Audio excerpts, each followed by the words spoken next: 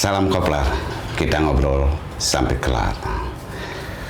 Hari ini kita kembali pada menyambungkan pada episode sebelumnya terkait dengan pendapatan Karangasem. Tapi kali ini kita lebih mengulik fokus pada pengawasan yang dilakukan dari DPRD. Karena bagaimanapun juga masyarakat sangat menunggu terhadap peran DPR dalam mengawasi segala pendapatan yang ada di Karangasem. Hari ini kita kedatangan tamu terhormat. Beliau adalah Ketua Fraksi PDIP, sekaligus juga anggota Komisi 1 DPRD Karangasem. Beliau Pak Made Rizpite. Selamat datang, Bli Made. Selamat datang. Terima kasih, Fatut. Sangat senang kami hari ini kedatangan Pak Made untuk mengisi podcast kami, terutama dalam bagaimana pengawasan DPRD dalam melakukan pengawasan terhadap sumber-sumber pendapatan di Karangasem. Barangkali langsung saja Pak Made, kita jangan berpanjang-panjang lagi, kita langsung saja pada konteks yang ada, terutama bagaimana dari selama ini peran DPRD, terutama Komisi 1 terhadap pengawasan galian C seperti apa, Pak? Terima kasih. Seperti yang disampaikan tadi, bahwa saya sebagai anggota Dewan di Kabupaten Karangasem punya 3 fungsi sebenarnya. 3 fungsi pokok tugas, yaitu legislasi, budgeting, dan tadi yang terakhir adalah pengawasan. Nah, dalam konteks pengawasan di pemerintahan, di masyarakat, itu adalah pengawasan pelaksanaan perda sebenarnya. Paling esensial itu pengawasan dalam bentuk penerapan perdanya. Itu yang terakhir, tugas fungsinya adalah pengawasannya di situ. Nah, terkait dengan tugas-tugas lain, selain dengan tugas 3 pokok itu, ada juga tugas-tugas reses, penyerapan aspirasi, dan lain sebagainya. Itu pada prinsipnya. Terkait dengan kembali kepada topik tadi Pak Made, terkait dengan persoalan galian C, kan belakangan sering terjadi, barangkali di DPR sering mendengar juga bagaimana kebocoran yang terjadi. Apa langkah-langkah yang sudah dilakukan Dewan, DPRD sendiri dalam menekan kebocoran terutama di galian C ini, Pak? Oke, ya, nanti kita tahulah di Karangasem sumber pendapatan terbesar dari PAD Karangasem adalah salah satunya adalah galian C, MBLB-nya itu. Nah, tapi kita juga sudah tidak boleh lagi terlena bahwa kita akan mengeksploitasi alam sebesar-besarnya. Kenapa? Akan ada dampak.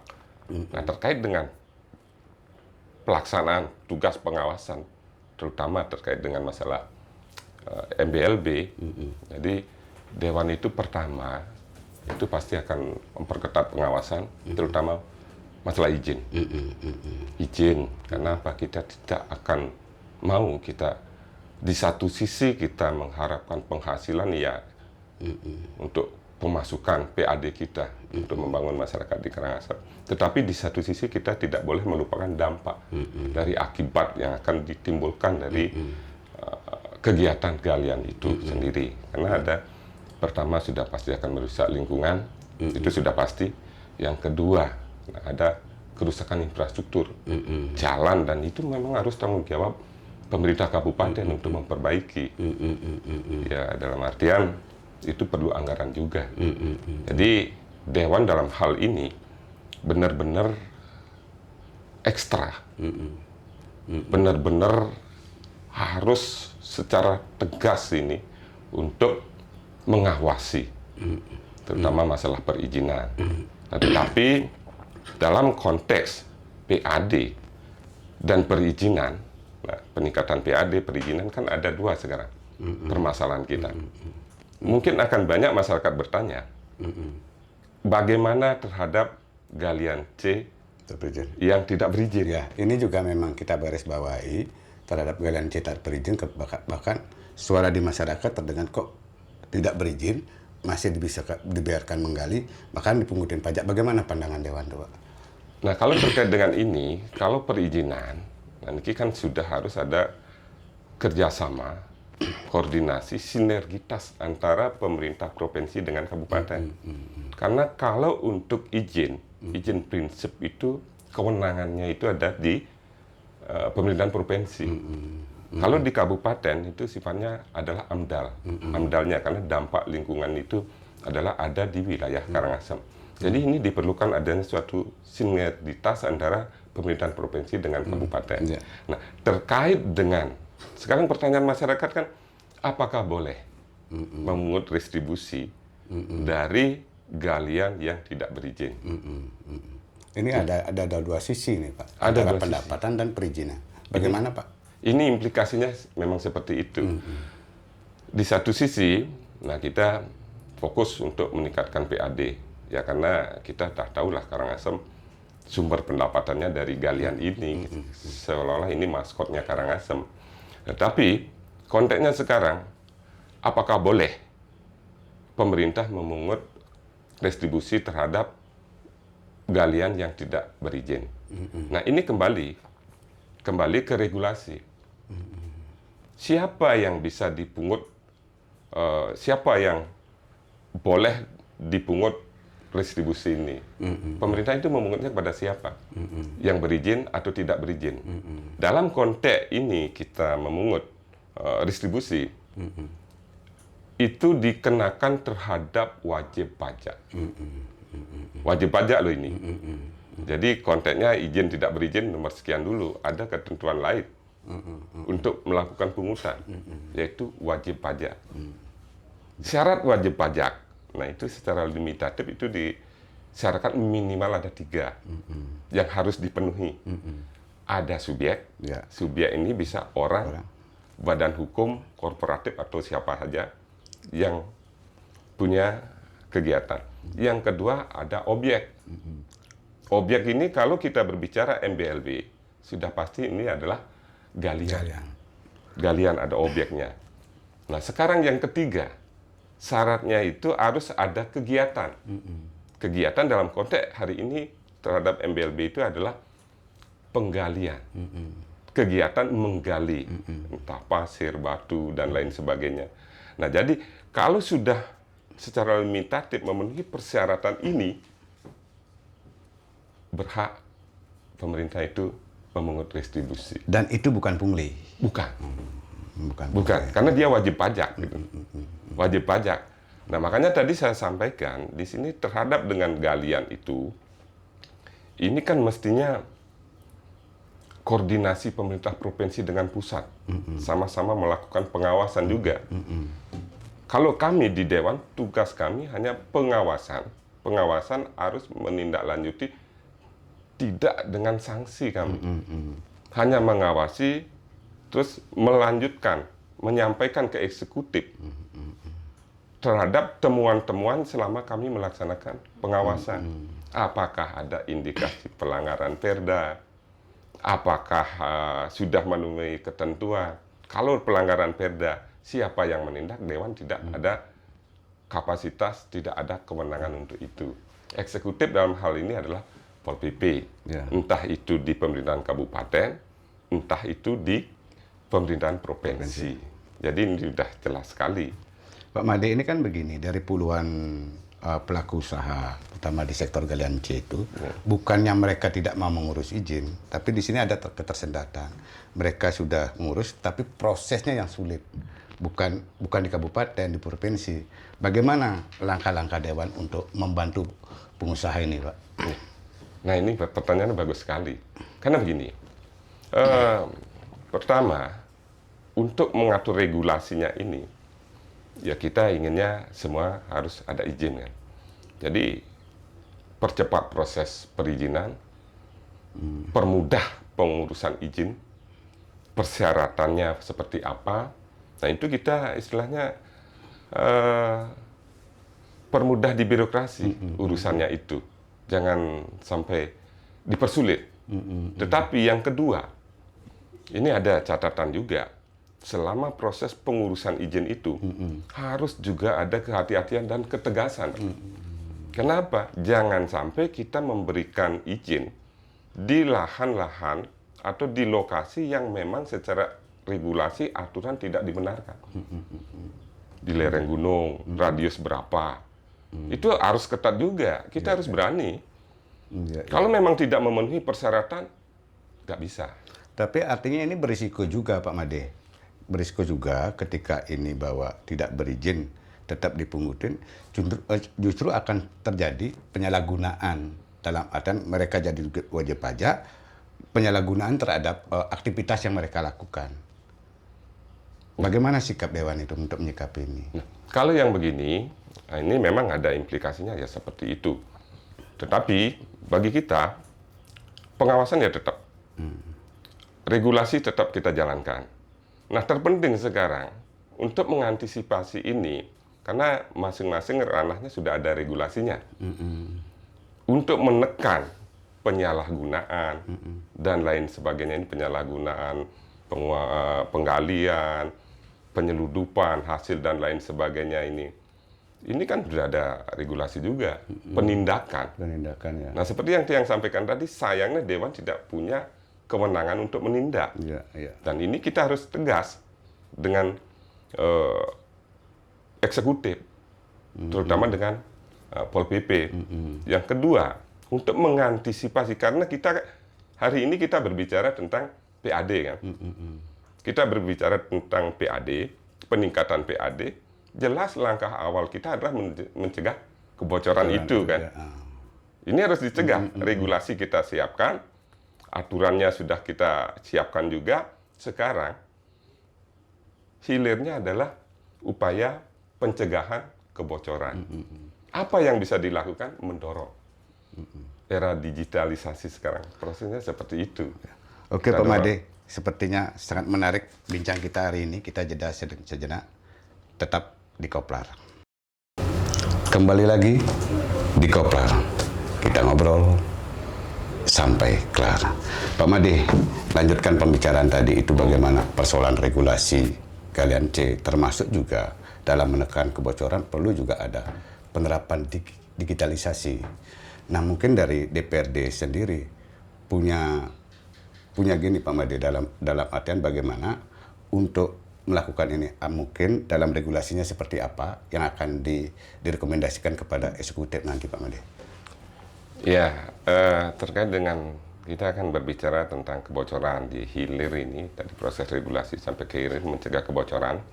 Jadi ini potensial memang tingkat kebocoran ini mau tidak mau tidak bisa kita bohongi bahwa tingkat kebocoran itu tinggi.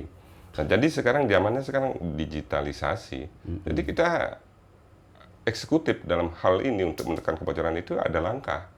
Langkah konkret ya paling sederhana kita kerjasama dengan pihak-pihak lain terkait dengan penggunaan alat digitalisasi ini.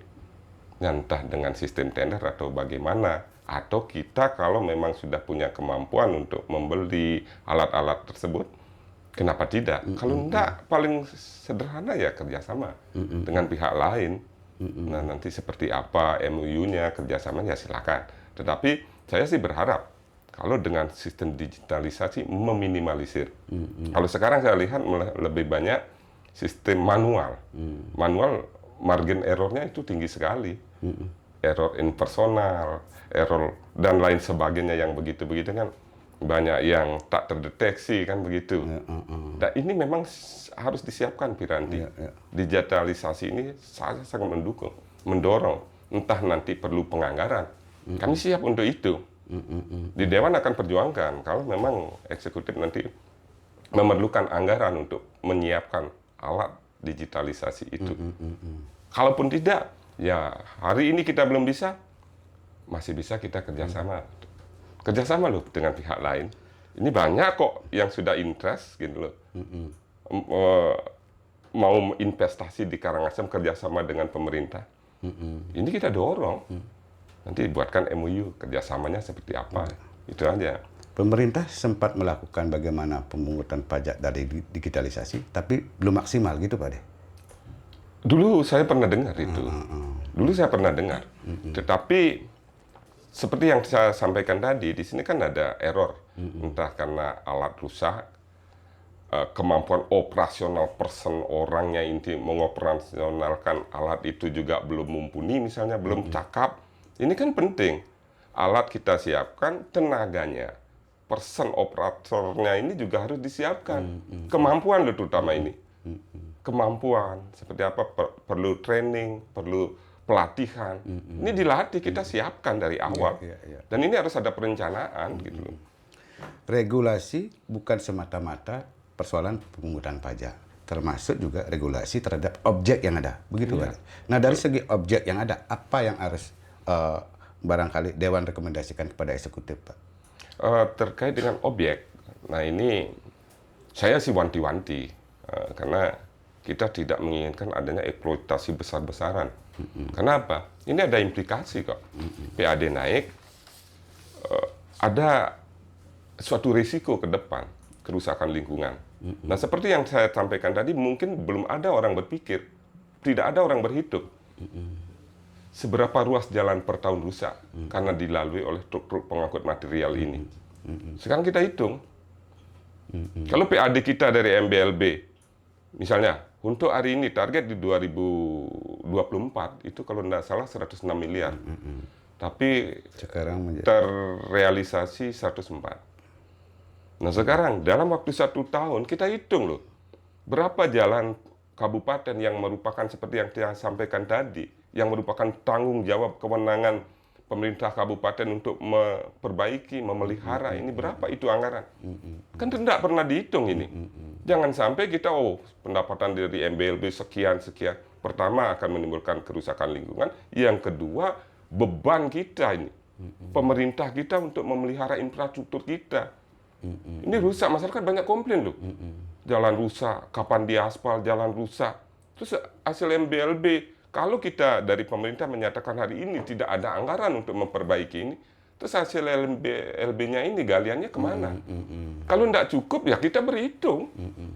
Ke depan ayo kita hitung. artinya melihat dari segi faktor, katakanlah faktor tingkat kerusakan dari penghasilan yang didapatkan, cenderung pemerintah Karangasem mestinya harus mengubah mindset. Artinya tidak semata-mata mengandalkan dari Galian C atau MBLB sebagai penopang utama pendapatan Karangasem. Tentu bisa bergeser ke pariwisata, gitu Pak Made, maksud Pak Made tadi.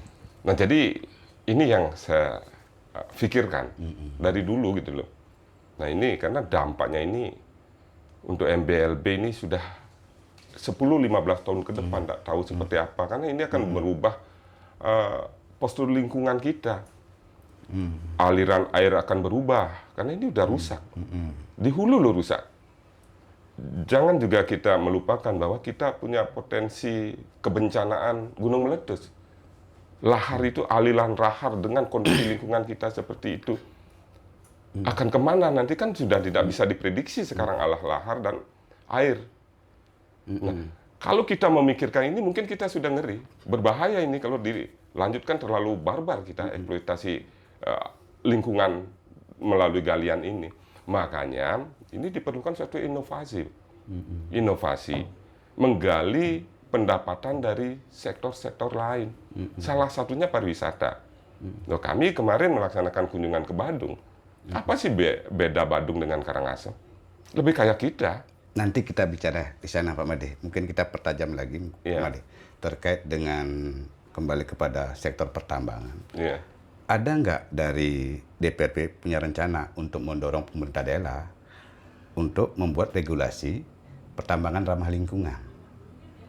Dalam artian boleh melakukan penambangan, tapi tidak semata-mata melakukan alat berat, misalnya penambangan rakyat. Ada nggak upaya DPR mendorong seperti itu?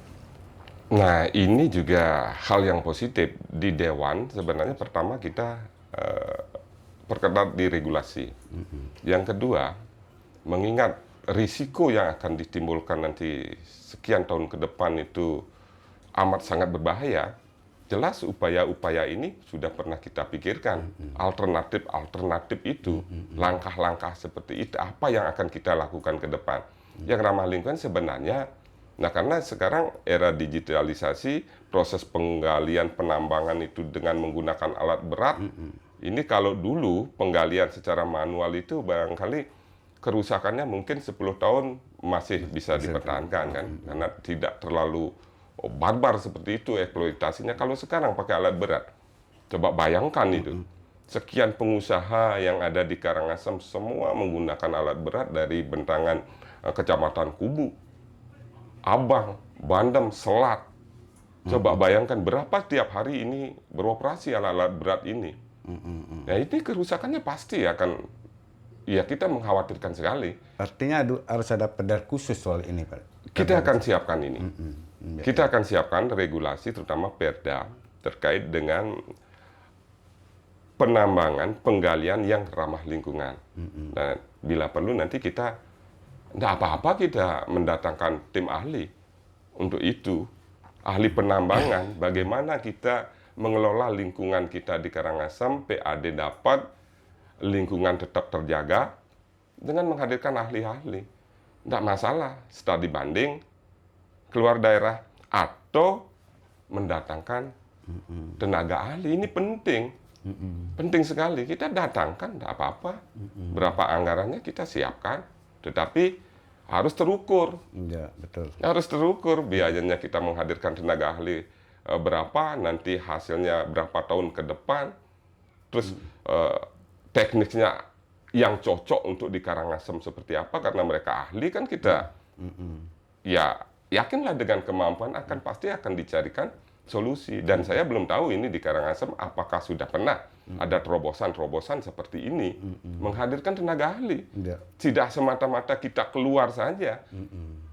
Input outputnya nanti tidak ada kan betul. sia-sia. Lebih baik gitu. Kita perlu apa? Datangkan. Ini penting. Bagus itu. Sektor pertambangan di Karangasem, Pak Made, sudah terjadi puluhan tahun. Dari generasi ke generasi. Dan pengusaha sendiri dengan seenaknya. Setelah mereka melakukan penambangan, mereka pergi. Padahal di satu sisi, mereka punya tanggung jawab untuk reklamasi ini. Bagaimana Dewan menyikapi hal ini? Nah, ini ada perda ya yang mengatur tentang kewajiban itu pelaku usaha di galian itu untuk melaksanakan reklamasi. Nah, yang saya tahu kalau di perda itu kan hanya kewajibannya ada uang jaminan. Ada uang jaminan kalau nominalnya tidak terlalu besar. Cuman ya berapa itu ya yang 56 pakai juta ya? Alat berat ya 50 juta yang gininya.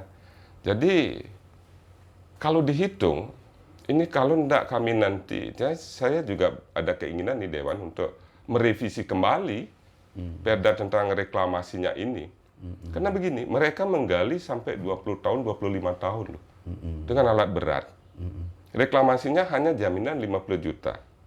Jaminan. Nah, sekarang kan mindsetnya udah salah. Kenapa? Di kalangan penggali, saya sudah menaruh uang, menjaminkan uang 50 juta, tugas saya selesai, rusak, ditinggalkan. Udah enggak benar. Dan ke depan saya mau revisi loh ini. Dia ada kewajiban loh untuk mereklamasi itu. Dengan cara apa? Ya misalnya penanaman pohon. Untuk mengembalikan alam itu seperti sedia kala tidak mungkin. Itu sudah rusak. Paling langkah reklamasi itu anak meminimalisir dampak akibat dari adanya galian itu. Paling penanaman pohon. Kan ini langkah lain apakah mau menimbun itu? Tidak mungkin. Tidak mungkin. Reklamasi saya bayangkan hanya sebatas penanaman pohon. Mengembalikan agak susah. Yang jadi pertanyaan sekarang, dana jaminan per pelaku usaha itu dari setahun ke tahun kemana itu sekarang? Sudah sempat dilakukan pengawasan oleh Nah, Dewan? terkait dengan ini, kebetulan untuk masalah lingkungan kan kami punya rekan di, kalau tidak salah di Komisi 3 ya. Nanti tidak menutup kemungkinan kami akan melakukan dengar pendapat dengan mengundang OPD terkait melalui rapat gabungan komisi. Karena ini tanggung jawab kita semua gitu loh. Kalau kami di Komisi 1 hanya regulasi dan pengawasan, aturan, ketentuan, peraturan perundang-undangannya. Kalau di sini Komisi 3 dampak lingkungannya ada di sana. Nah, tetapi yang berpikir begini. Dana jaminan itu terlalu kecil. Seperti yang saya sampaikan tadi. Jadi 20 tahun menggali. Langkah reklamasi yang paling saya yakini bisa hanya sebatas penanaman pohon. Kita berpikir dari yang hal terkecil. Penanaman pohon pun sampai hari ini apakah sudah dilaksanakan? Kan belum. Ya. Kenapa? Mindset sudah, saya sudah menjamin. Tanggung jawab saya sesuai dengan Perda, saya sudah tidak punya tanggung jawab lagi. Karena saya sudah menitipkan. Nah, nanti saya akan berpikir untuk merevisi ini Perda. Ada sanksinya. Kalau tidak ada sanksi ya pasti akan ditinggalkan. Harus ada sanksi, ada kewajiban. Contoh, kalau kewajiban nanti penggali itu di samping memberikan jaminan uang, dia harus punya tanggung jawab memelihara ini. Mereklamasi, menanami pohon. Itu harus diapantau. Kalau menggali 10 tahun, kewajiban dia minimal setengah dari itu. Oke, Pak Made. Nanti kita lanjutkan lagi soal reklamasi ini. Sangat menarik sekali. Kita ulas lagi. Pak Made, tadi Pak Made menceritakan bahwa bagaimana soal reklamasi itu perdanya perlu ada di perubahan, perlu dirubah atau ada perda baru nantinya. Perlu ditekankan di sini, apakah nilai jaminannya itu yang dirubah atau pengusahanya sendiri yang akan melakukan reklamasi langsung, Pak Made? Silakan, Pak Made. Ini dah menarik sekali karena Perda ini kan udah lama sekali, belum pernah direvisi. Dan ternyata saat Perda ini dibuat, dilaksanakan, ternyata banyak kendala, permasalahan-permasalahan yang masih muncul. Nah, jadi saya berpikir bahwa amat sangat perlu diadakan revisi terhadap Perda ini, Perda reklamasi ini. Karena di sana hanya ditentukan memberikan jaminan. Jaminan dalam bentuk uang dan nominalnya kalau dihitung hari ini sudah tidak layak gitu, tidak cukup untuk melakukan suatu kegiatan reklamasi. Padahal itu perusak lingkungan. Itu merusak parah itu. Tapi perlu juga dalam Perda itu akan kita sempurnakan, kita revisi. Pertama ada kewajiban tentang jaminan itu dihitung lagi. Dihitung lagi sesuai dengan tingkat kelayakan. Saya tidak berani berkata ini dinaikkan, tidak. Dihitung loh. Dari sisi kerusakan lingkungan, nilai rupiah sekarang kan begitu. Hitung kegiatan reklamasi per hektar berapa nanti diperlukan biaya. Di appraisal lah ceritanya itu diadakan evaluasi. Yang kedua, di sini juga harus, menurut saya penting sekali adanya suatu penekan terhadap kewajiban. Ini harus diatur. Bagi pelaku usaha. Kewajiban dia apa? Terhadap reklamasi tidak hanya semata-mata jaminan. Tidak bisa. Kewajiban dia dalam bentuk langkah konkret. Apa? Reklamasi dalam bentuk yang ditentukan di situ. Apakah penghijauan. Nah, kalau penghijauan itu wajib menurut saya itu harus wajib dia ada masa pemeliharaan, Pak. Jangan sampai asal-asalan aja. Ya, reklamasi, penghijauan, tanam pohon, kabur. Besok pohonnya mati. Ini kewajiban loh dia harus merawat sampai tumbuh. Dalam waktu berapa hari, dalam waktu berapa bulan, berapa tahun, ditentukan. Tapi karena mereka sudah memasang jaminan, cuek saja, Pak. Makanya ini perlu regulasinya. Di regulasi inilah. Kalau tidak ada regulasi ya seperti itu. Jaminan sudah. Karena hanya itu yang diatur di Perda. Jadi penting perlu sekali revisi. Berdasarkan permasalahan yang muncul. Perda itu setiap saat sesuai dengan kebutuhan bisa direvisi loh, Pak. Bisa. Sesuai dengan kebutuhan, kepentingan ini. Yang terakhir harus ada sanksi. Apakah Dewan bisa melakukan membuat perda inisiatif terkait hal ini? Amat sangat bisa. Kami punya hak untuk membentuk perda inisiatif. Banyak loh hal-hal yang nanti perlu Dewan ini pikirkan, perda-perda inisiatif. Ini salah satunya. Nanti belum ada program untuk menguatkan ekonomi kerakyatan di Karangasem ini seperti apa, itu beda konteks. Tapi saya sudah ada juga pikiran seperti apa nanti kita membentuk perda.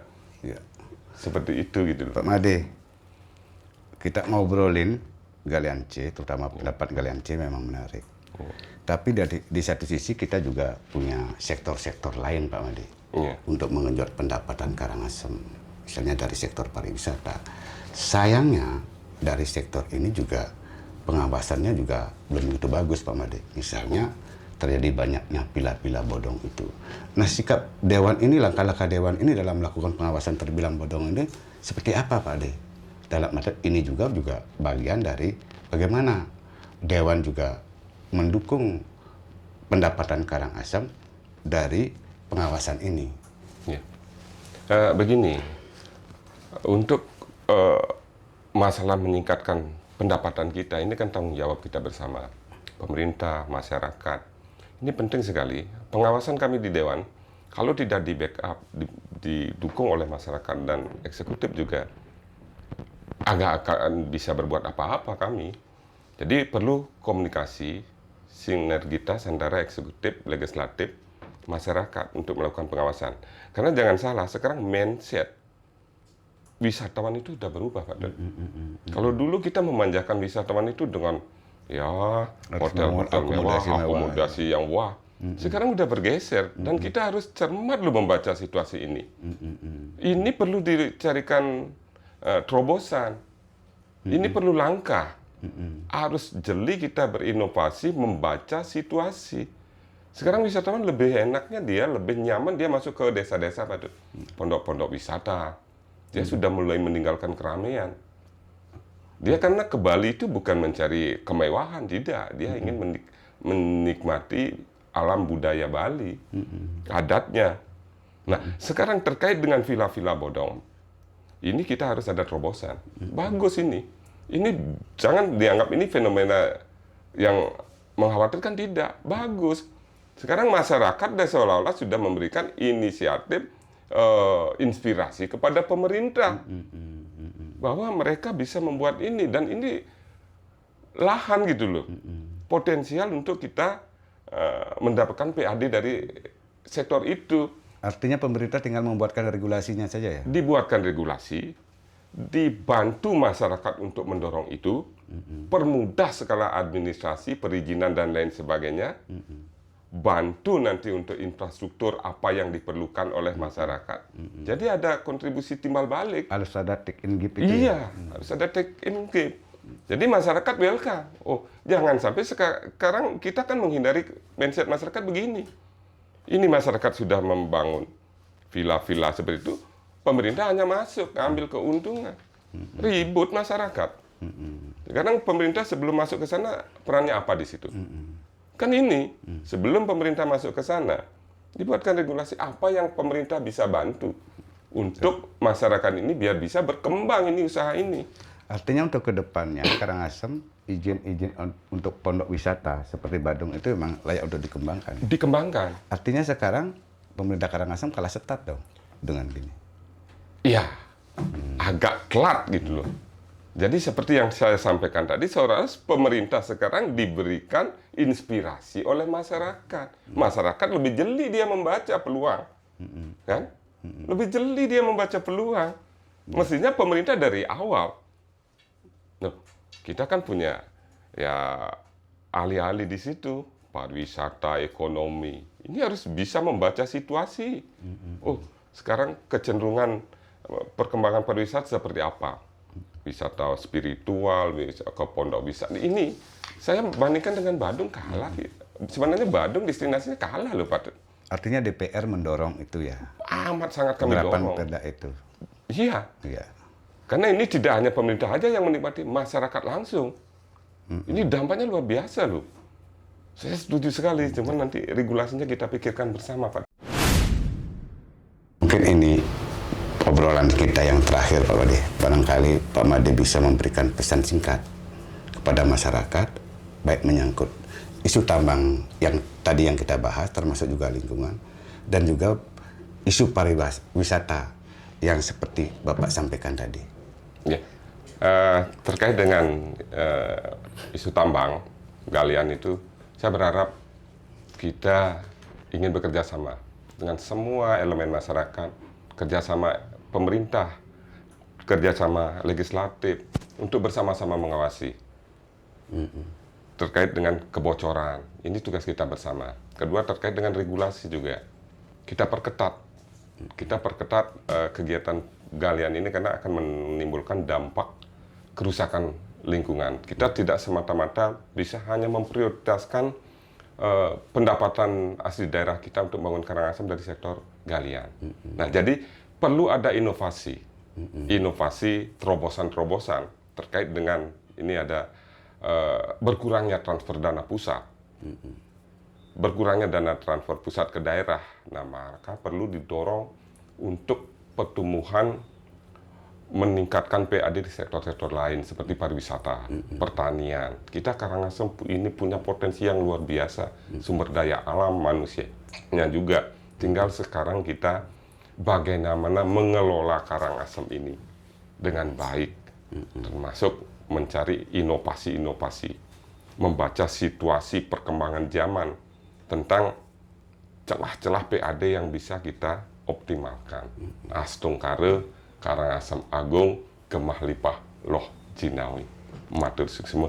Luar biasa Pak Made. Ini sangat luar biasa. Oke, tadi kita sudah membahas bagaimana peran DPRD dalam melakukan pengawasan dari sektor galian C, termasuk juga pariwisata. Ke depan, kami akan hadirkan pelaku usaha terkait dengan sektor pertambangan. Bagaimanapun juga, karena mereka juga selama ini betapa sulitnya mengurus izin usahanya. Tetap di Koplar, kita ngobrol sampai kelar. Terima kasih Pak De. Sama-sama ya.